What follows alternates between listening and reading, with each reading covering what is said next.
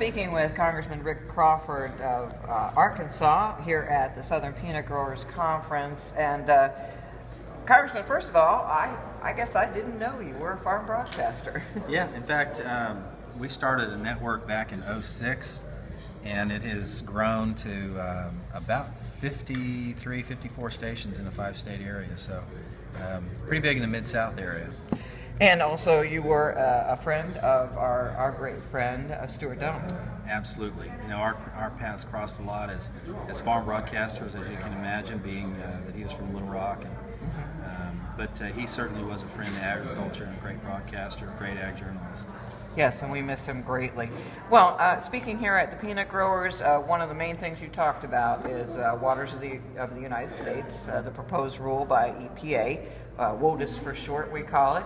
What do you consider are the greatest concerns about this proposed rule? I think the ambiguity in the rule, the significant nexus being utilized as their determining factor whether a body of water is going to be regulated. That significant nexus is very subjective. There's no clarity on who makes that determination. Is it an individual? Is it a group of people? They're using an opinion, not a ruling, a Supreme Court ruling, but an opinion of Supreme Court Justice Kennedy that argued that a significant nexus, if they could demonstrate a significant nexus between a regulated and non-regulated waterway, then that non-regulated waterway then becomes a regulated waterway. Using that argument, you can see it's not a real far stretch to get to a point where virtually any body of water would then be regulated. Well, Gina McCarthy she was in Missouri a little while ago, and NRCS is going to be supposedly involved in this. And they contend that no, all regular farming practices will be exempt under this rule. Exempt until they make an argument under significant nexus. And again, I made that point in a committee hearing, and that has yet to be clarified. And when they leave that kind of ambiguity and subjectivity in place, then the exemption then to me becomes problematic. I don't believe it. I don't buy it. And you know, in our neck of the woods in East Arkansas, we rely heavily on irrigation, a lot of flood irrigation. There are a lot of, I think, well-engineered irrigation systems utilizing tailwater recovery, a lot of surface water retention with reservoirs, and those are, I think, very environmentally sensitive approaches to managing water and energy efficient.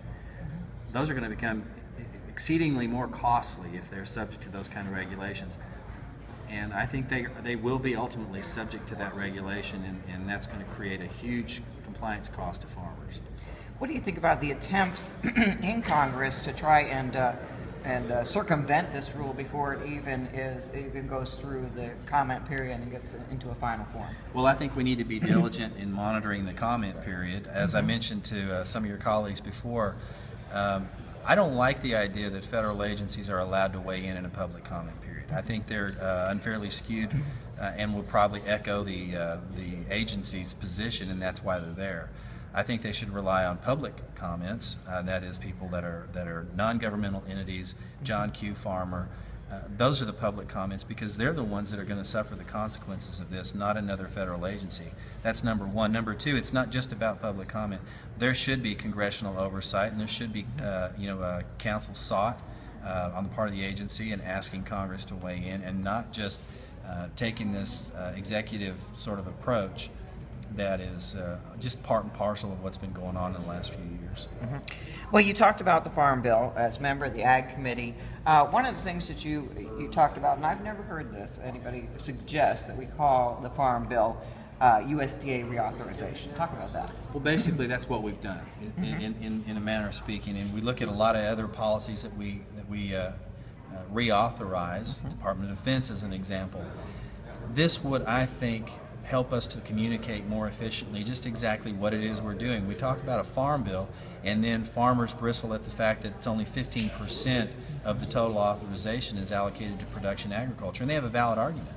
So it's semantics is what it is. Now, historically, it's been called a farm bill because it's under the ag umbrella, and that's a generic term. But the reality is 80% of this authorization is nutrition.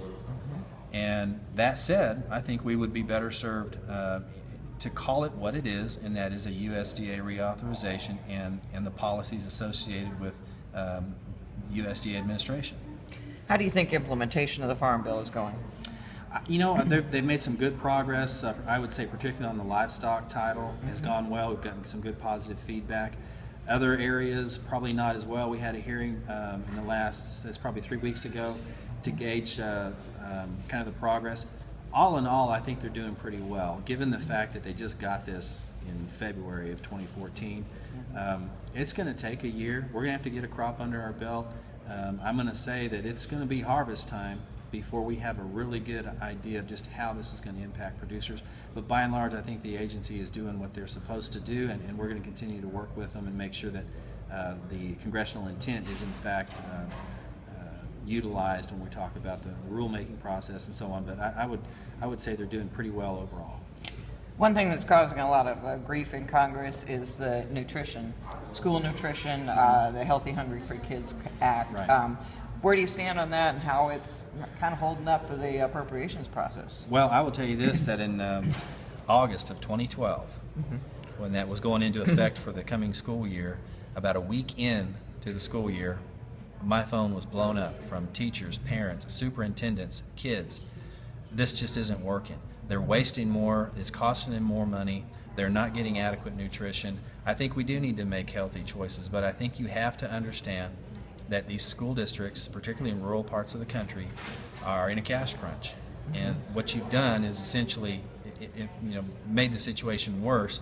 And that's where a lot of their problem was, that they were wasting food, it was costing more, and they were having to take money out of general funds to cover the cost of a school nutrition program that simply wasn't working. The calorie levels for a kindergartner are considerably lower than they would be, say, for a high school junior who's on the football team.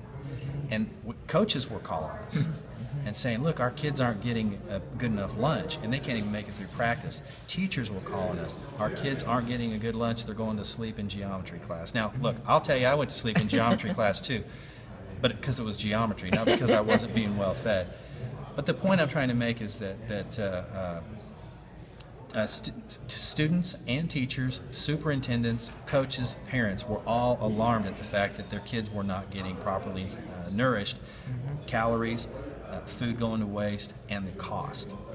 Now, I am for improving nutrition, but there is a way you can go about it. And I think the most productive input we got was from a woman from my district who was just a parent. We had a hearing on this, and she was on the panel. And she said, if we're going to introduce a new school lunch standard, let's graduate it in K through 2 at a very early age, and every year we add another grade, and they'll have been brought up in sort of a regimen of nutrition that they're willing to accept and understand and make better choices. But to throw it out there K through 12 immediately was probably an overstep, in my opinion. Well, finally, we don't have that many working days left in Congress this year. It's an election year. What do you think is going to be able to get accomplished especially before November? Well, legislatively, maybe not a lot. We're going to continue to work with the agency as the rulemaking takes place. But next week we're having a hearing on rural development. We're going to talk about broadband and how that's progressing in rural America. That's important, obviously, to our constituents and to your listeners. And so we're going to continue to make sure that we're engaging them and hoping to see that it is improved and developed. We see that schools perform much, much better when they have access to broadband internet, but it also brings businesses into the global marketplace. And it's a very important tool to empower rural districts. Do you expect to see a continuing resolution instead of appropriations? I do. I think what we'll see is a CR probably some point, and then in the lame duck, we'll more than likely. We've done 7 appropriations bills in the House, by the way. The Senate has not done any, and we expect probably to do a omnibus or minibus in the lame duck session. Well, how did you like being here with the peanut growers? Oh, I love it. I mean, I love coming to, I did this in your role, in your capacity for a long time. And I enjoy coming to ag conferences, and you always learn a lot. And it doesn't matter if it's a dairy conference, a poultry conference, or a peanut conference. I enjoy coming because it's always a learning experience.